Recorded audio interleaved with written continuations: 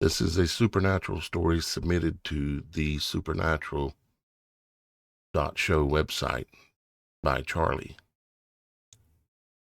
Probably want to hear this. It's pretty supernatural. All right, let's get started.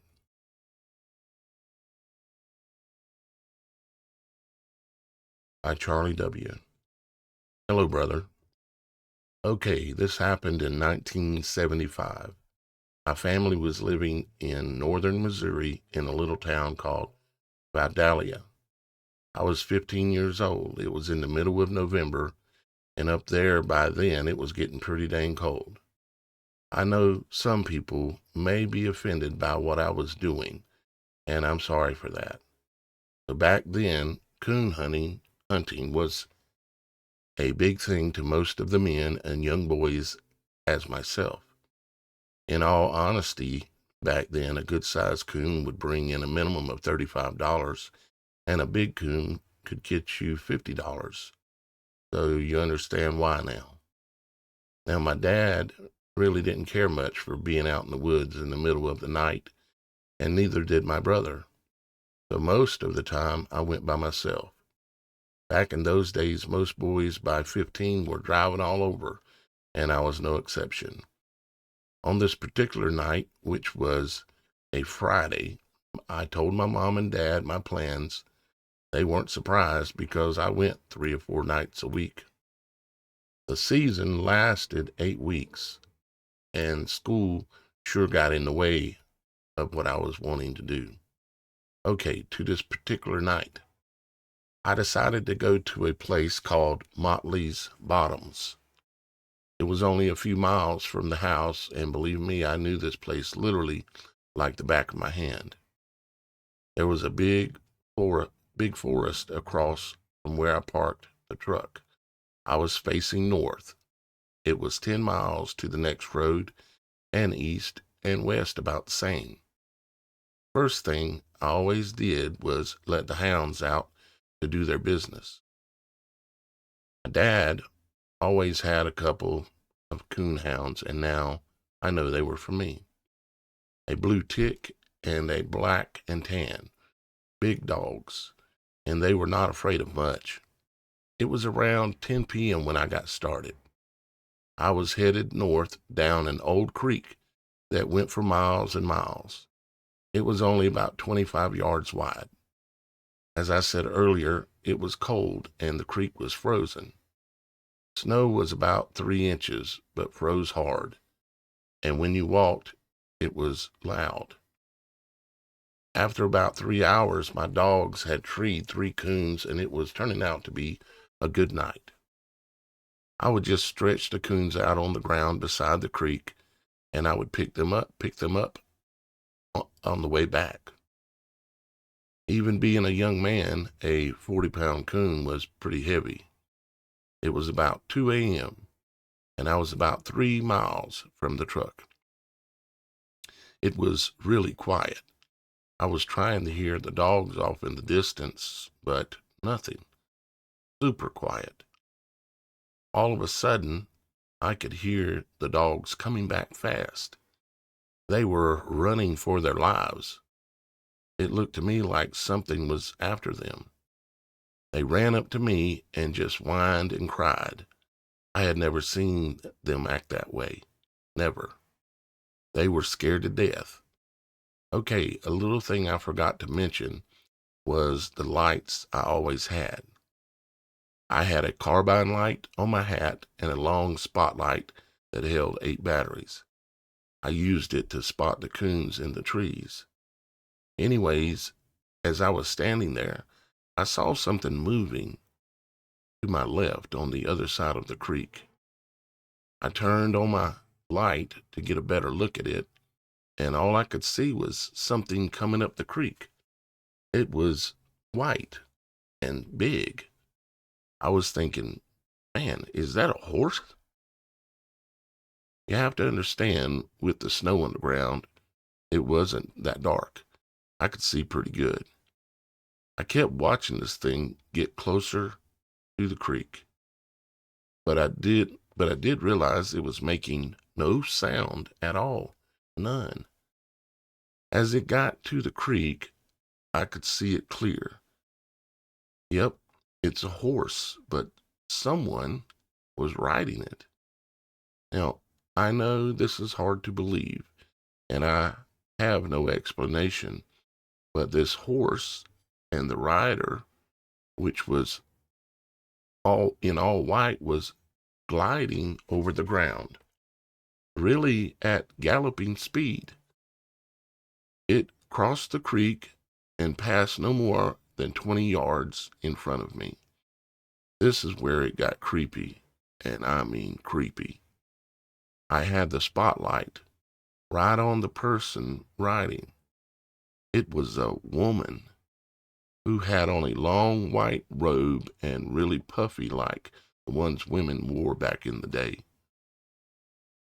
When they passed in front of me, I was looking right at her, and man, she was a skeleton, no skin. As she passed, she turned and looked right at me. I nearly wet myself. What was even more crazy was as they passed by me, they simply faded out, like slowly faded. The dogs, like me, seemed to be frozen and could barely move. My mind was racing, and in a few seconds, I could feel my body starting to move. Remember when I said I was about 3 miles in? Me and the dogs started running, and back then I was in great physical condition, no drugs, no alcohol. We ran nonstop all the way to the truck. When we got there, I turned one more time to see if anything was coming, and that is when I saw my first orb. It was about 100 yards out and just hanging there just above the trees. It was white. It sat there for like a minute or so and then just blinked out. Was it an angel?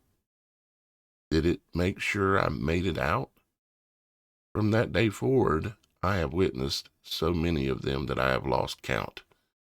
I see orbs weekly, in broad daylight and at night. Bless you and peace be with you, Charlie. Well, Charlie, I have a few things to add to what you're saying here and maybe help you understand a little bit more about what might be going on here. Now, this is just my opinion based on my experiences in life as well. Okay.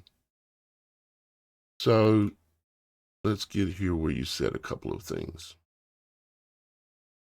Your dogs were running. Well, first off, you couldn't hear anything. You were listening for your dogs, but you couldn't hear anything. Okay.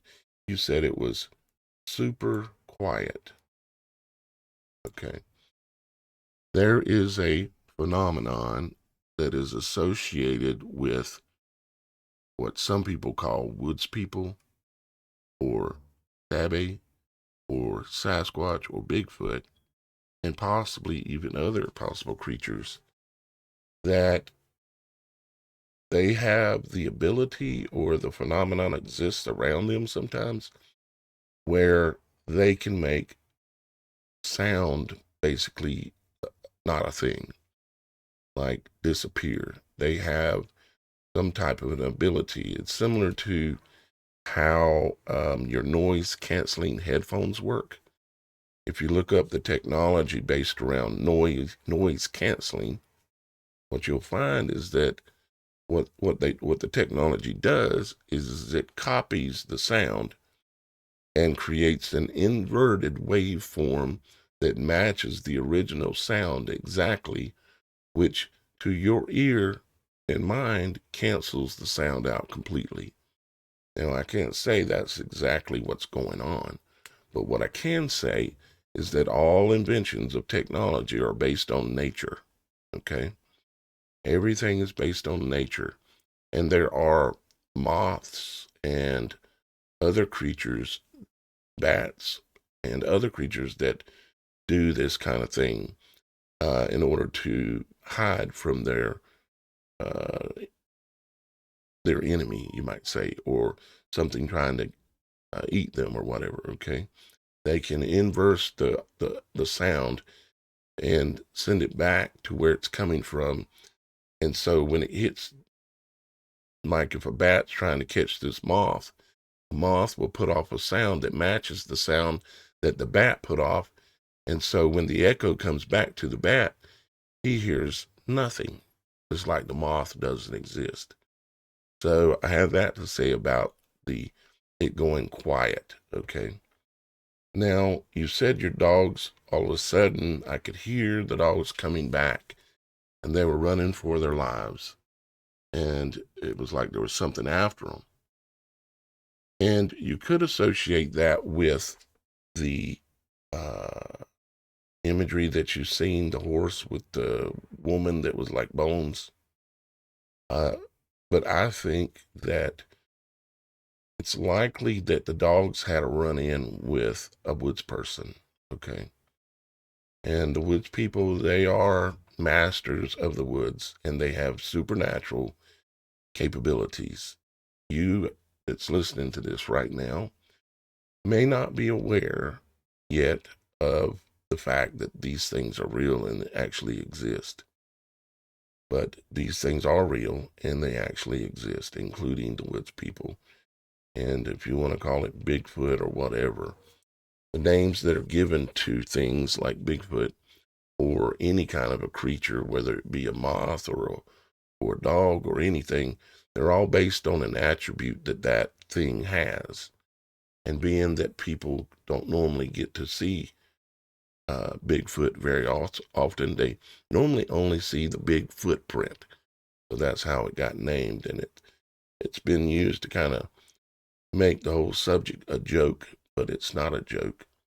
So I think they had a run-in with a Bigfoot, a Sasquatch, a Sabi, a woods people, and dogs. I've heard hundreds and hundreds of eyewitness testimonies where the dogs, when they run into them and they realize what they're up against, they run like children screaming to get in the house.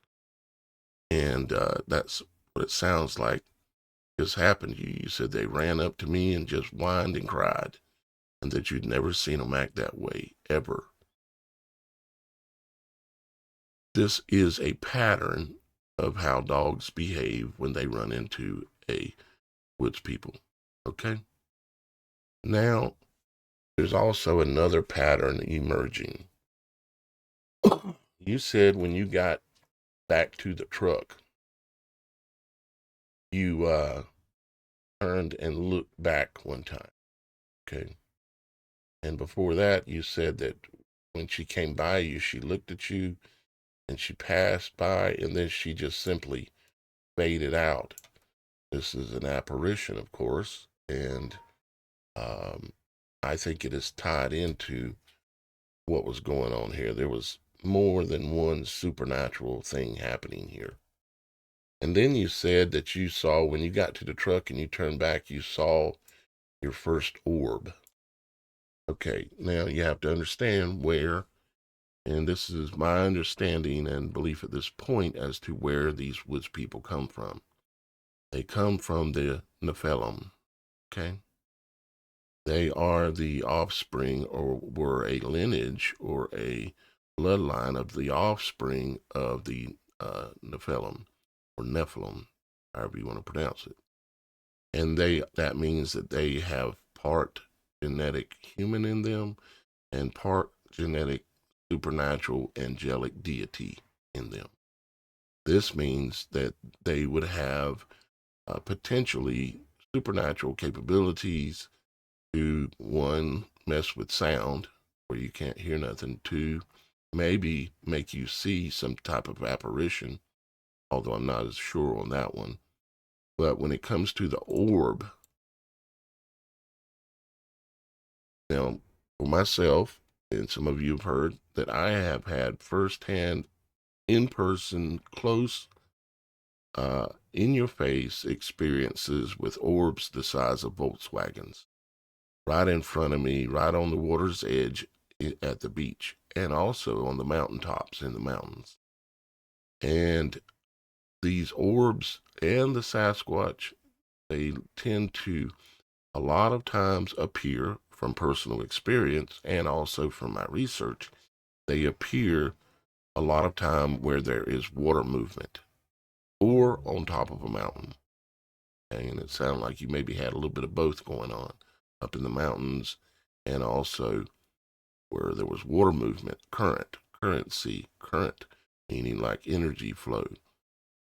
So I think what happened there is that they had a run-in with a woods person, and that the woods person has angelic capabilities and is able to manifest itself into a orb of light. Typically they will be on a smaller scale. They will be more the size of a beach ball. When people witness the orbs associated with woods people, the ones that I normally see, they're big as a Volkswagen. They are the angels that exist in our realm supernaturally that are of a higher level. But apparently it's looking like that the woods people have the ability to transform into a small orb of light size of a basketball or beach ball, that kind of thing. So I think that is likely related to what you've seen. Now, you didn't say how big the orb was, and you said it was about 100 yards out, just hanging there above the trees, and it was white. This is typical of the stories from people who have seen orbs associated with woods people, and is also very similar to the orbs that I've seen on many occasions. But the ones I see will come to me up close, 25 feet up to a couple of 100 feet, and they're big as a Volkswagen. Round, completely round all about, and bright white, which is what the Book of Enoch describes them as being as well. Book of Daniel describes experiences at the water's edge as well with angels. And of course, Genesis describes Moses on top of the mountain with what he described or was described as a bush on fire. And so I think that you had a combination of supernatural experience, likely had something to do with getting you out of the woods because there was something dangerous there. That may have been associated with the horse, because that, to me, might fall into that other category. Okay. But Charlie, I thank you very much for submitting the story. And what's your story? If you've got a story that happened to you, I don't care how crazy it sounds, you can submit that story two ways. One, you can just email it to tellmystory at TheSupernatural.Show. Tell my story at TheSupernatural.Show. Or you can go to TheSupernatural.Show website and submit your story on there as well. Thank you, Charlie. And I look forward to hearing from some others of you that have had something similar to this. It's time to tell the truth. It's time to stop hiding these things because you're afraid of public ridicule. I don't have to share your name, and I don't have to share where it happened, or I can if you're not concerned about those kinds of things. But the biggest thing is we need to hear from you. All right, until next time.